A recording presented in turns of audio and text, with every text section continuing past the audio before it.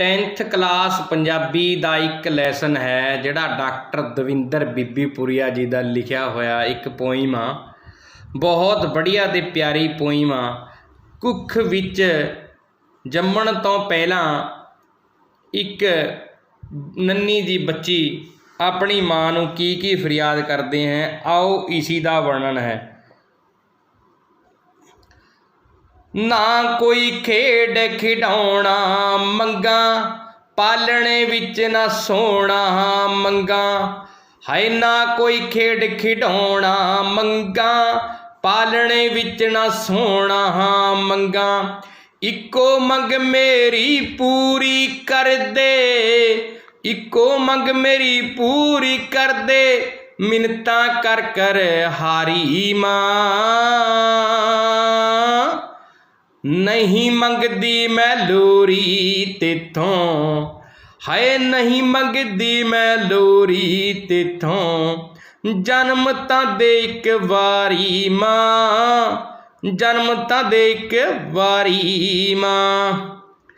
तो प्रसंग लिखना है। प्रसंग लिखने के बाद ਆਪਾਂ ने व्याख्या करनी है कि इन्हां संतरिਆਂ ਵਿੱਚ कवि जन्म ਦੀ उड़ीक, कुड़ी जन्म की उड़ीक करती है।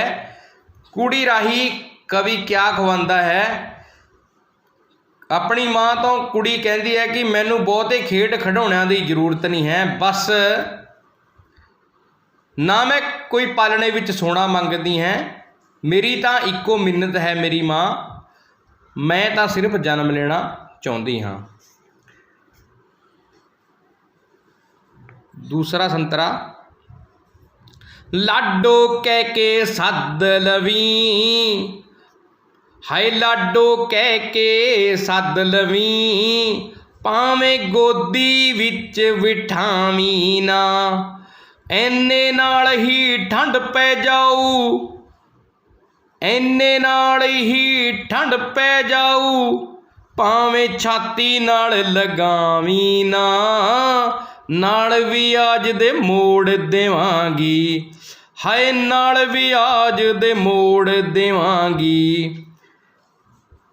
दे इह खुशी उदारी मां, नहीं मंगदी कोई खेड खिडौना, हाँ नहीं मंगदी कोई खेड खिडौना। प्रसंग उही रखना अपने पहले वाला ही। इन्हां संतरिਆਂ ਵਿੱਚ कुछ कुख दे विचों मिन्नतां करदी होई धी कहती है कि माँ तू भावें मैनू लाडो कह के बुला लवीं, बेशक मैनू अपनी छाती नाल ना लाई, गोदी विच ना खड़ाई, तेरे लाडो कहण तो ही मैनू खुशी मिल जू।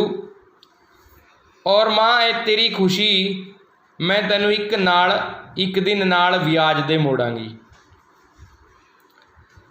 तो अगे, बापू नू समझा के देखी, हथ जोड़ वास्ते पाउंदी हाँ, बापू नू समझा के देखी, हथ जोड़ वास्ते पांदियां। कैसी लगदी रब दी दुनिया, हाय कैसी लगदी रब दी दुनिया, बस एक तकना चाहुंदी हाँ। कैसा हुंदा बाबल प्यारा, कैसी हुंदी प्यारी मां, ना कोई मंगदी खेड खिडौना, जन्म तां दे इक वारी मां। तो कुख विच कुड़ी अपनी माँ नूं की गुजारिश करती है कि माँ मैनू एक बार जन्म दे दे, मैं देखना चाहती हाँ कि बापू नूं थोड़ा समझा, मैं देखना चाहती हाँ कि रब दी बनाई यह दुनिया कैसी जी लगती है, मैं ये देखना चाहती हाँ कि मेरा बाबल कितना प्यारा है, मैं देखना चाहती हैं कि माँ कितनी प्यारी होंदी है।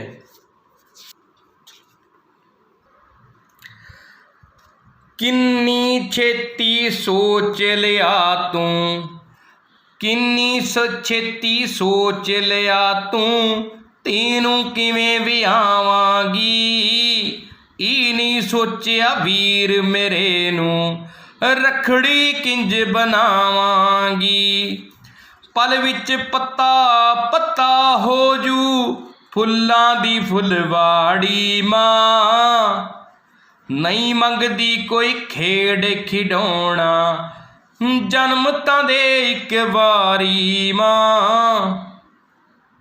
ਤੋ ਕੁੜੀ ਮਾਂ ਦੀ ਕੁੱਖ ਤੋਂ ਕੀ ਕਹਿੰਦੀ ਹੈ ਕਿ ਤੂੰ ਮੇਰੇ ਵਿਆਹ ਦੀ ਫਿਕਰਾਂ ਮੇਰੇ ਜੰਮਣ ਤੋਂ ਪਹਿਲਾਂ ਹੀ ਕਰਨ ਲੱਗੀ, ਬਹੁਤ ਛੇਤੀ ਤੂੰ ਮੇਰੇ ਵਿਆਹ ਦੀ ਫਿਕਰਾਂ ਕਰਨ ਲੱਗੀ।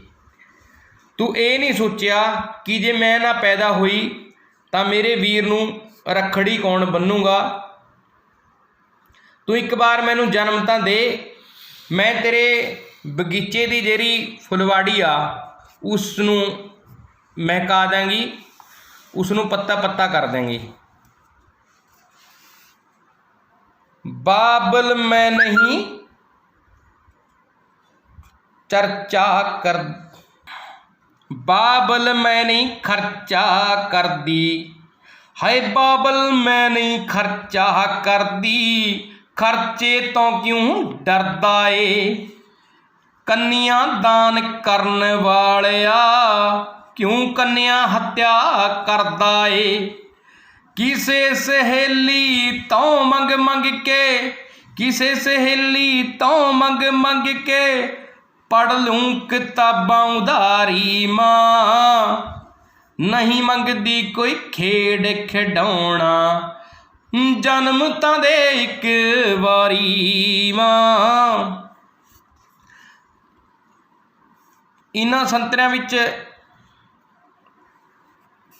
कुड़ी मिन्नतां करदी हुई धी अपने बाप नूं कहती है कि बापू तू मेरे खर्चे तो ना डर, मैं तेरा खर्चा नहीं करांदी, जे मैनू पढ़ना भी होया तो मैं किसी सहेली दी किताबां उधारी मंग के ही पढ़ लूँगी। तो बहुत ही इमोशनल लाइनें लिखी हुई हैं।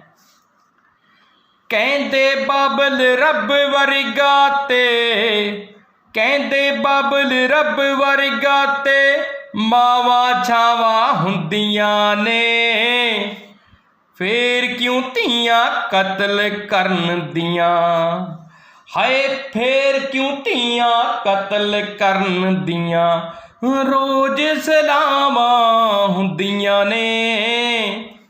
बीबी पुरीए दी इस गल नूं, हाँ बीबी पुरीए दी इस गल नूं बह के कदे विचारी मां, नहीं मंगदी मैं खेड खिडौना, हाय नहीं मंगदी मैं खेड खिडौना जन्म तां दे एक बारी मां।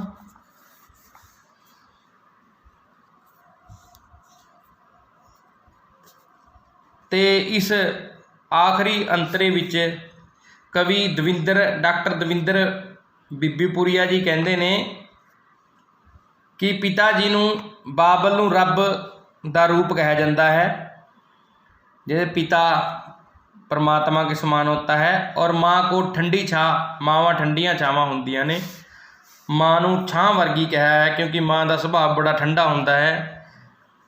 इस तो बावजूद भी फिर जे बाप नूं रब वर्गा कहा जाता है तो माँ नूं ठंडी छां कहा जाता, उस तो बाद भी फिर पता नहीं क्यों कुड़ियां दे नित कतल क्यों हुंदे ने, कुड़ियां नित कुखां विच क्यों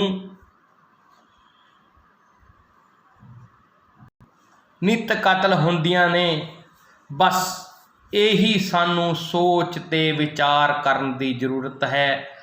बस कुख विच पैदा होने तो पहला ही मारी जान वाली लखां कुड़ियां आपां नूं सवाल पुछदियां ने कि फिर क्यों, आखिर क्यों कुड़ियां कुखां विच मर जांदियां, कतल कीती जांदियां ने। यह सवाल बह के सोचण वाला है।